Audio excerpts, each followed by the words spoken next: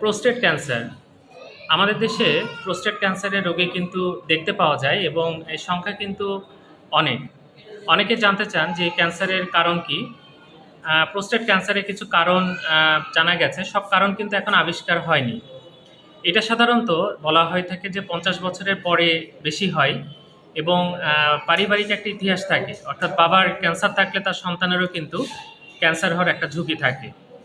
এছাড়া কিছু জাতিগত বিষয় আছে, যেমন হচ্ছে আমেরিকায় বসবাসরত যারা নিগ্রো, তাদের মধ্যে কিন্তু প্রোস্টেট ক্যান্সারের সম্ভাবনা অনেক বেশি। যারা রেড মিট বেশি খান বা মাংস বেশি খান তাদের মধ্যে প্রোস্টেট ক্যান্সারের ঝুঁকি বেশি।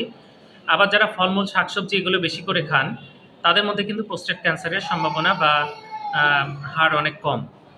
টমেটোর সাথে একটা রিলেশন আছে। টমেটোতে লাইকোপেন বলে একটা উপাদান থাকে। এটা খেলে অনেকে বলে যে প্রোস্টেট ক্যান্সার প্রতিরোধ হয়। তো প্রোস্টেট ক্যান্সার প্রতিরোধের জন্য অবশ্যই ফলমূল এবং শাকসবজি খেতে হবে এবং রেড মিট যতটা সম্ভব কম খেতে হবে। ধন্যবাদ সবাইকে।